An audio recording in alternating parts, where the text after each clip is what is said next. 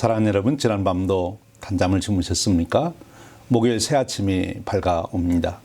오늘도 새벽 예배로 새 하루를 주님과 함께 여시는 여러분 모두의 주님이 주시는 밝은 빛과 평강이 함께 하시길 바랍니다.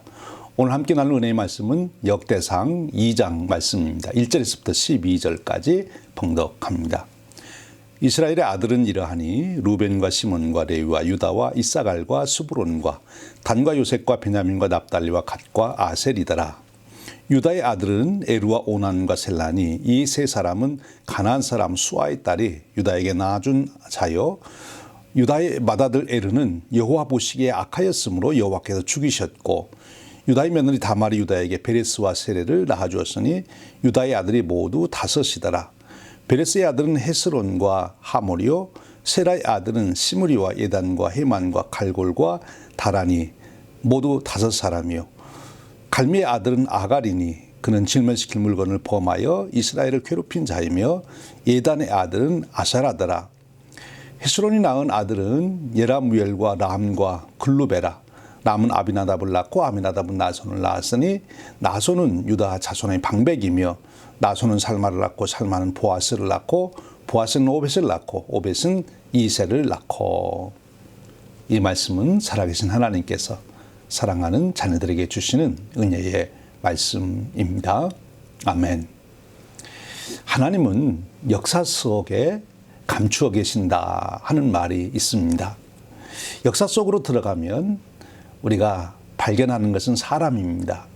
그런데 그 사람들을 잘 살펴보면 하나님을 찾을 수 있다는 것입니다. 특별히 하나님이 선택한 사람들의 삶과 그들이 만들어가는 역사를 보면 그 속에서 우리는 하나님의 좌치를 찾을 수 있고, 그 좌치를 따라가면 우리는 하나님을 만날 수 있다는 것입니다. 하나님이 누구신지, 하나님이 가지고 계신 뜻이 무엇인지, 하나님이 우리 인간과 어떤 관계를 맺기를 원하신지, 나를 향하여 가지신 하나님의 사랑은 무엇인지 우리가 찾을 수 있다 하는 것이지요. 역대기는 바로 하나님의 뜻, 하나님의 언약, 하나님의 사랑이 담긴 이런 사람들의 이야기, 그 족보를 소개하고 있습니다. 이 족보가 보석함이라면 그 속에 담긴 하나님의 뜻은 보석 그 자체라고 말할 수 있죠. 그래서 우리가 그 보석함만 보지 말고 보석을 봐야 하듯이 족보만 보지 말고 그 속에 담겨 있는 하나님의 뜻을 우리가 발견해야 되는 것입니다. 한번 생각해 봅니다. 바사에서 돌아온 이스라엘 백성들, 그들은 지금 어떤 생각으로 가득 차 있을까요? 물론 귀환한다는 기쁨도 있었겠습니다만, 그러나 그 당시 상황으로 돌아가서 우리가 생각해 본다면 그렇지만은 않았다는 거지요. 당시 세계를 지배하던 페르시아에 살다가 그 지구 변방 끝에 다 폐허가 됐던 그런 도시로 돌아왔습니다. 그렇게 돌아오고 싶었겠습니까? 이미 그들은 포로로 바벨론에 잡혀갔지만 벌써 2세, 3세가 되고 또 4세도 되고, 그리고 이제 바벨론이 망하고 페르시아가 됐습니다. 그 페르시아 고레스 왕은 바로 그런 민족들을 향한 아량을 베풀던 그런 왕이었거든요. 그러니까 그들이 굳이 예루살렘으로 돌아와서 살려고 하는 그런 마음이 안 들 수도 있었다는 거죠. 또 예루살렘에 돌아온 사람들도 그래. 이미 거기서 자리를 잡고 있던 사람들이 있었거든요.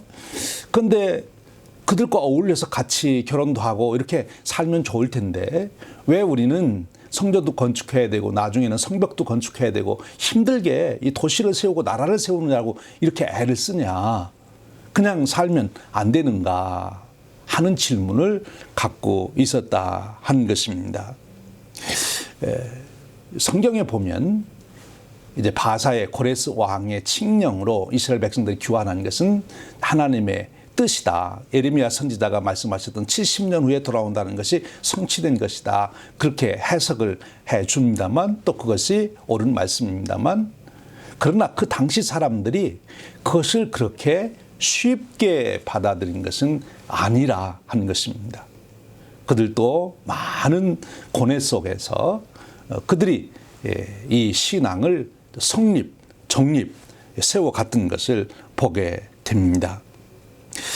그들은 이 멸망이라는 것과 기환이라고 하는 큰 사건 속에서 하나님 여호와 신앙에 대한 흔들림이 있었던 것, 자기들의 정체성의 위기를 경험했어요.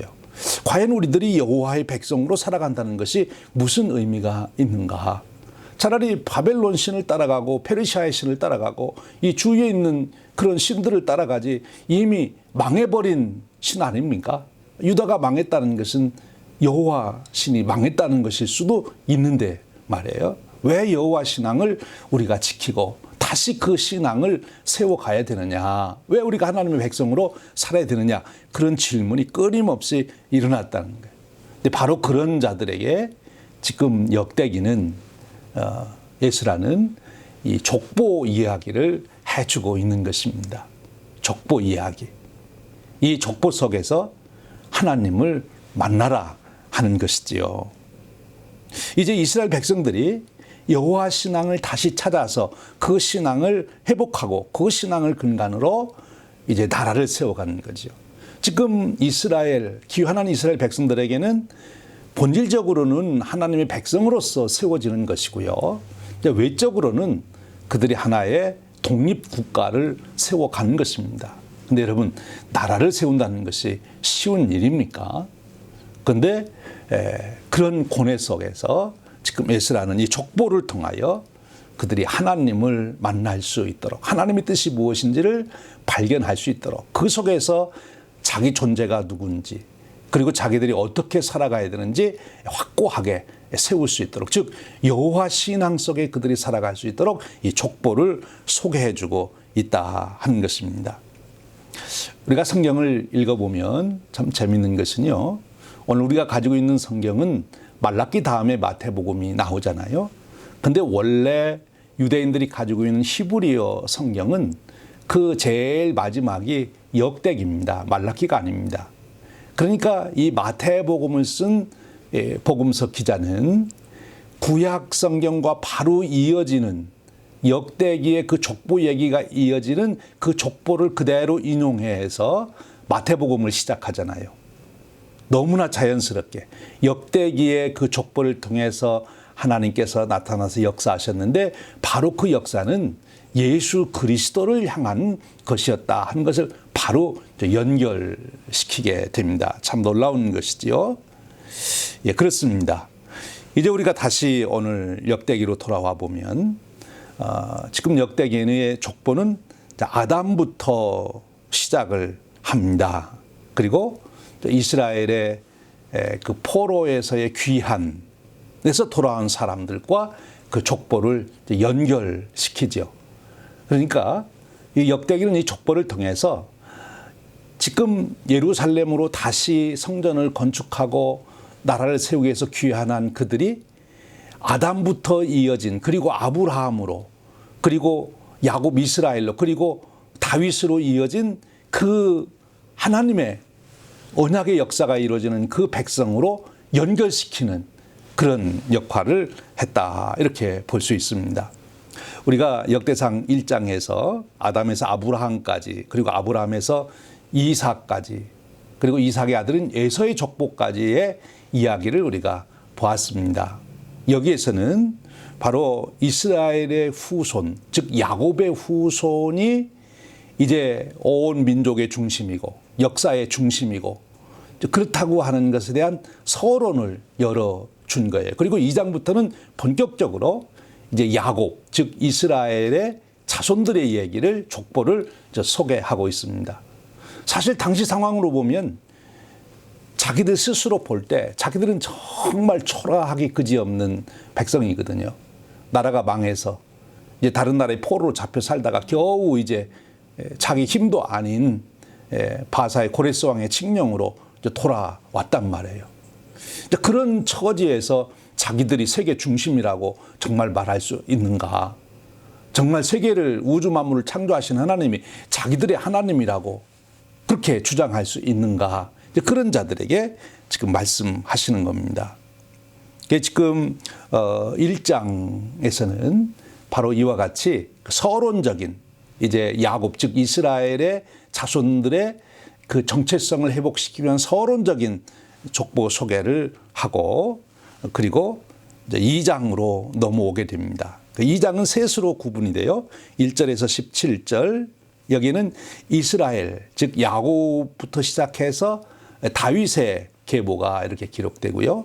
그리고 18절에서 24절까지는 헤스론의 자손들이 기록되고 그리고 42절에서 55절까지는 갈렙의 자손들이 각각 기록되고 있습니다.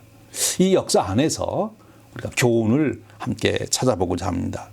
먼저 2장 1절을 보면 이스라엘의 아들은 이러하니 하고 이스라엘의 12아들을 소개합니다. 그런데 특이한 것은 보통 야곱이라고 이름을 쓰는데 이 역대기는 굳이 야곱이라고 이름을 쓰지 않고 이스라엘이라고 하는 이름을 쓰게 됩니다. 우리한테는 야곱이라는 이름이 익숙하잖아요. 그런데 이스라엘이라 이렇게 쓰게 되지요. 여러분 그 야곱이 어떻게 해서 이스라엘이라는 이름을 갖게 되었는지 잘 아시잖아요. 우리가 그 야곱이 그 약복강에서 창세기 32장이죠. 가보면 이제 하나님이 보낸 천사 하나님과 만나서 이라고도 하는데 씨름을 하게 되는데 야곱이 이제 놓지를 않잖아요. 그래서 하나님과 겨루어 이룬 자라 하는 그런 뜻으로 이스라엘이라고 하는 이름을 주고 축복을 하게 됩니다. 그러니까 이 야곱이 이스라엘로 이름을 바뀐 그 사건은 생생하게 무엇을 표현하고 있는가 하면 야곱이 하나님을 꼭 붙들고 환도뼈가 부러지는데도 하나님을 놓지 않아요. 나를 축복하지 아니하면 보낼 수가 없습니다. 하나님을 놓지 아니해요. 바로 이것입니다. 지금 이스라엘 백성들이 이제 예루살렘으로 귀환해 왔는데 그들이 해야 될 가장 중요한 일이 뭐냐? 이스라엘의 후손으로서 자기들이 해야 될 일은 바로 이스라엘, 야곱을 본받아서 하나님을 어떤 경우에도 놓지 않고 꼭 붙들어야 된다. 환도뼈가 부러지더라도 하나님을 놓지 말고 붙들어야 된다. 그 교훈을 주고 있는 것입니다. 그럴 때 하나님의 놀라운 역사를 그들이 이루어갈 수 있다는 것을 보여주고 있는 거죠. 그리고 이제 3절로 돌아가면 이제 유다의 이야기가 나옵니다. 그러니까 야곱의 아들 유다, 그 이스라엘의 아들 유다의 얘기가 먼저 납니다. 원래는 그 1절에 의하면 맏아들은 르우벤입니다. 근데 르우벤이 안 나오고 이제 유다가 나오게 돼요. 왜 그렇습니까? 유다가 나온 이유는 유다가 장자의 영광을 축복으로 받았기 때문에 그렇습니다. 장자의 영광을 그가 받았기 때문에 그래요. 그래서 언약이 참 중요하다 한 거지요. 언약이 중요하다. 지금 육체적인 생물학적인 서열이 중요한 것이 아니고 하나님께서 약속하신 언약이 누구에게 갔느냐가 그가 장자의 명분을 갖게 되고 장자의 축복을 누리게 된다는 거예요. 일반적으로는 생물학적인 그런 혈통적인 그런 장자가 장자 역할을 했지만 성경에 보면 여러 번 그것이 바뀌지 않습니까? 야곱 자체도 그러했고요. 지금 여기 유다도 맏아들이 아닌데 장자의 그 축복을 받았기 때문에 유다가 나오게 되는 거지요. 그리고 유다 다음에 유다 아들인 베레스에게 이제 또 초점이 맞춰집니다. 그리고 베레스의 아들인 헤스론에게 이 족보의 초점이 또 맞춰지고 있어요. 결국 그것을 따라가 보다 보면 누가 나오는가 하면 이제 이새가 나오고 그리고 다윗이 나오게 되는 거지요. 그러니까 이 다윗 왕이 바로 그 족보를 여기에 지금 소개하고 있는 것입니다. 그러니까 유다 지파를 내세움으로 하나님께서 유다 지파와 약속한 메시아 언약, 즉 나중에 다윗과 언약하는 이 메시아 언약의 그 길로서 이 족보를 지금 소개하고 있다 하는 것입니다. 그러니까 귀환해서 돌아온 사람들은 이 다윗 왕과 하나님이 하셨던 그 일을 기억해야 되고 다윗 왕에게 약속했던 것을 기억해야 되고 다윗 왕을 통해서 이뤘던 그 놀라운 역사의 영광을 그들이 기억해내야 되는 거죠. 그리고 그 영광을 그들이 소망으로 바라보고 비전으로 바라보고 결국은 그것을 누리고자 하는 열정과 그리고 믿음을 가져야 된다 하는 그 교훈을 주고 있는 것입니다. 여기 특별히 유다에 대한 이야기를 하게 되는데요. 이 족보 얘기를 하다가 이 역대상에 보면 사람 이름만 쭉 나와요. 그러다가 어떤 사람에게 가서는 특별하게 좀 짧긴 하지만 설명이 붙습니다. 이 사람은 이렇다. 이렇게 설명이 붙어요. 근데 바로 이 유다의 아들에 대한 얘기도 여기에 설명이 붙습니다. 원래 유다의 아들은 장자가 에르인데 그 에르에 대해서 뭐라고 설명하는가 하면 유다의 맏아들 에르는 여호와께서 보시기에 악하였으므로 여호와께서 그를 죽이셨다. 이렇게 말합니다.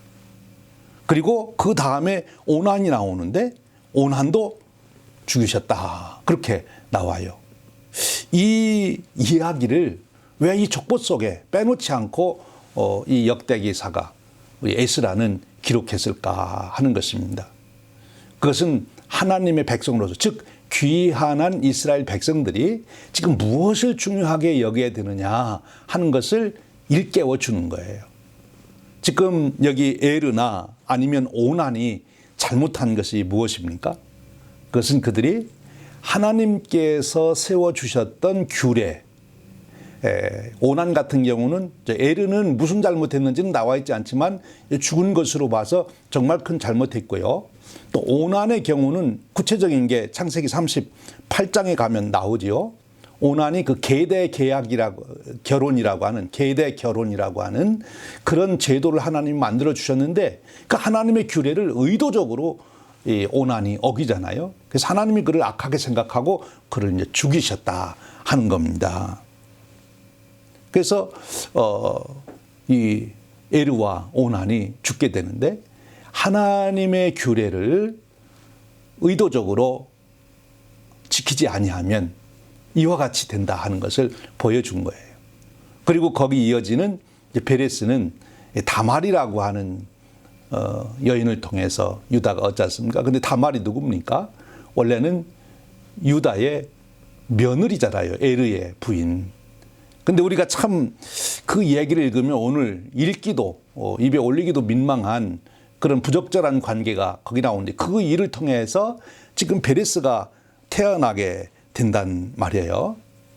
근데 우리가 창세기 38장으로 가보면 성경은 이 다말의 그런 행위를 절대 비판하고 있질 않습니다. 오늘 우리가 생각하면 참 민망스럽고 어찌 그런 일이 있을 수 있느냐 이렇게 보게 되는데 그 당시로 돌아가서 본다면 하나님이 말씀하신 이 계대 결혼을 통한 씨의 전승, 계승 이거에 대한 것을 다말이 지켰다 하는 거죠. 즉 하나님의 언약이 인간의 어떤 수단과 방법으로 유다와 같이 이제 그런 방법이 아니라 하나님의 방법으로 이루어진다 하는 것을 보여주고 있는 것이죠. 이 또한 당시 귀환한 유대인들에게는 다시 한번 자신들이 무엇을 소중히 여겨야 되는지를 깨우쳐 준 거예요. 자기들 나름대로의 어떤 이성적인 판단 또는 윤리 도덕적인 그런 판단보다도 하나님이 세워 놓으신 규례가 더 우선이다, 앞선다 하는 것을 보여주는 거죠. 아마 당시 사람들이 논란이 많았을 거예요. 왜 성전을 짓느냐? 성전을 짓는데 왜 그렇게 크게 짓느냐? 또 뭐 성전을 왜 또 이때 짓느냐? 등등 많은 나름대로 합리적인 주장들을 했을 거예요.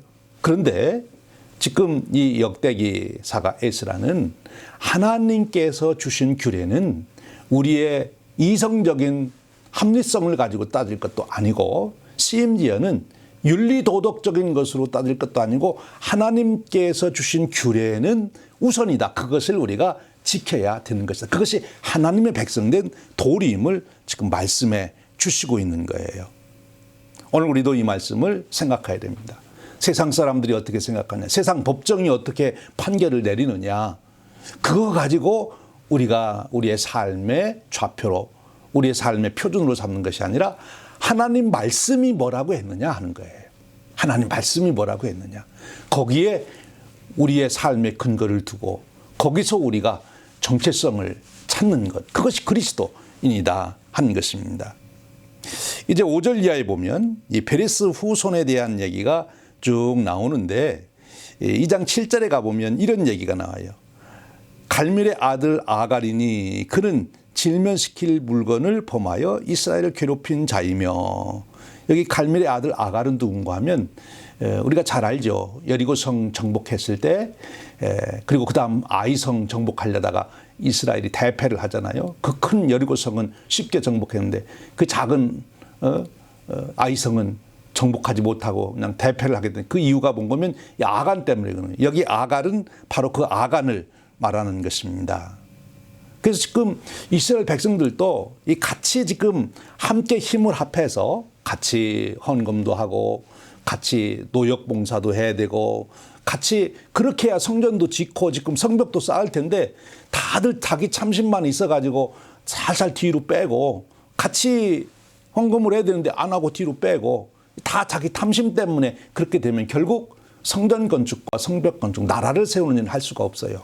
한 나라를 세우고 이 성전을 세운다고 하는 것은 서로가 함께 진심으로 하나가 될 때, 자기를 희생할 때, 즉 자기 탐심을 억제할 때 가능한 것이지, 탐심이 일어나기 시작하면 공동체는 그대로 무너지는 것입니다. 지금 이 탐심에 대해서 주의하라고 아간에 대한 얘기를 여기 쓰고 있다 볼 수 있습니다. 그리고 이제 9절부터 헤스론의 계보가 본격적으로 잘 소개되고 있습니다. 그 베레스의 장남 헤스론의 이야기가 쭉 이어져서 이제 다윗에 이르게 됩니다. 그래서 헤스론부터 이제 다윗까지 이르는 족보를 이렇게 소개하고 있죠. 헤스론이 람을 낳고 람이 아비나답을 낳고 그리고 아미나답이 나손을 낳고 나손이 살마를 낳고 살만이 보아스를 낳고 보아스가 오벳을 낳고 오벳스가 이새를 낳고 이새가 다윗을 낳고, 그래서 여기 지금 거명된 이 사람들을 특별히 부각해서 역대기는 설명해 주고 있습니다. 특별히 이 다윗 왕의 계보를 지금 따라서 특별한 이야기들을 하고 있는 것입니다. 여기 아주 특이한 것 중에 하나는 이새에 대한 얘기를 하면서 그가 아들이 7이었다. 그리고 딸이 2이었다. 딸 이름까지 나오고 있어요. 원래 이새는 8명 아들이 있다고 들었는데 왜 여기서는 7일까? 이제 성사학자들은 어려서 죽은 아들을 넣지 않아서 그렇다. 그리고 또 하나는 여기서는 다윗을 8째가 아닌 7째로 소개하는데 7은 이스라엘 백성들에게 완전수입니다. 그래서 이 다윗 왕의 완전성, 이것을 드러내기 위해서 다윗을 7째로 하기 위해서 이미 어려서 죽은 아들은 넣지 않은 것이 아니냐, 이렇게 이제 보기도 합니다. 그리고 2 딸을 넣게 됐는데 다른 사람들은 아들도 다 하는데 어떻게 그 당시 남성 위주의 사회에서 딸들을 넣냐. 근데 이 딸들이 결국은 나중에 이 다윗 왕조를 세우는데 다윗의 장수들 있지 않습니까? 요압이라든지 아마샤라든지 이런 장수들의 부모님들이거든요. 그러니까 이 다윗 왕조를 세우는데 힘을 합했던 그런 사람들의 이야기를 여기에 이제 기록하고 있는 거예요. 그렇습니다.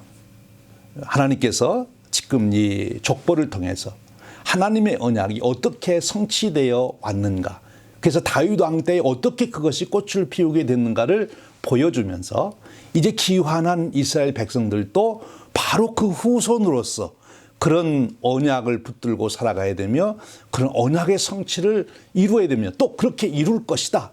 하나님이 함께 하셔서 다윗 때 이루었던 그 영광을 이루도록 인도하실 것이다. 그 말씀을 전해주고 있는 것입니다. 이 2장의 이 말씀을 통해서 바로 귀환한 이스라엘 백성들은 그 족보를 읽으며 자기들의 정체성을 찾게 됐고 그 자기들의 뿌리가 어디에 있는지, 우리 하나님께서 자기들을 통해서 이루시려고 하는 것이 무엇인지를 다시 깨닫고 발견하고 또 그 일에 헌신하고, 그래서 그 어려운 중에도 그들이 흔들리지 않고 이 성전 건축과 후에는 성벽 건축을 통하여 다시 하나님 백성으로서의 나라를 세워가는 그 일에 헌신하게 된다 한 것입니다. 여기서 중요한 것은 육체적인 혈통이 중요한 것이 아니라 언약을 계승받는 영적인 혈통이 중요하다 한 것입니다. 즉 우리 인간의 운명이라고 하는 것은 내가 어떤 혈통으로 태어났느냐가 아니라 내가 어떤 믿음을 갖느냐가 중요하다는 거예요. 믿음이 내 운명을 결정하는 것입니다. 육체의 혈통이 아니라는 것이죠. 그것은 오늘도 우리에게 그대로 적용되는 것입니다. 내 운명을 결정하는 것은 내 육체적인 혈통이나 환경이 아니라 내가 하나님의 언약을 품고 살아가느냐, 하나님과 내가 어떤 관계를 맺고 살아가느냐, 거기에 달려있다 한 것입니다. 이제 오늘 말씀 속에서 우리는 또 한 번 하나님은 사람에게 관심을 가지고 있다는 것을 발견하게 되고, 하나님의 언약을 품고 살아가는 사람에게 하나님은 특별한 관심을 갖고 그와 동행하며 그와 함께 하나님의 구원의 역사를 이루어간다는 것을 우리가 여기서 보게 되는 것입니다. 그 옛날 이스라엘 백성들 귀환하여 정말 힘든 처지에 있을 때 이 족보를 들으며 그들은 그 신앙을 회복하고 그 놀라운 역사를 이루었습니다. 오늘 우리가 사는 이 삶의 현장에서도 예수 그리스도를 통하여 우리에게 주신 그 언약을 붙들고 오늘도 하나님의 백성으로서 하나님의 나라를 세워가는데 우리가 하나 되어 가는 그런 축복이 저와 여러분에게 함께 하시기를 주님의 이름으로 축원드립니다. 함께 기도하겠습니다. 하나님 아버지, 오늘 우리가 역대상 2장 말씀을 통하여 하나님의 백성이 과연 무엇을 붙들고 살아야 되는지를 다시 한번 일깨워 주시니 감사드립니다. 옛날 야곱이 환도뼈가 부러져도 하나님을 놓지 아니했던 것처럼 우리도 절대 하나님을 붙들게 하옵시고 하나님의 규례를 무엇보다 우선으로 두는 저희들이 되도록 축복해 주시옵소서. 세상 사람들이 어떻게 사든, 세상 법률이 어떻든, 세상 사람들이 어떻게 판결하든 관계없이 우리는 하나님 말씀에 우리 인생의 표준을 두게 하시고 그 말씀에 서서 살아가는 저희들이 되도록 축복해 주시면 결국 하나님의 말씀에 언약하신 바가 이루어질 것을 비전으로 보며 오늘도 그 일을 위하여 최선을 다하는 저희들이 되도록 축복해 주시옵소서. 우리 주님 예수 그리스도의 이름으로 기도하옵나이다. 아멘. 여러분 오늘도 주님과 동행하시며 승리하시는 하루 되시기를 바랍니다.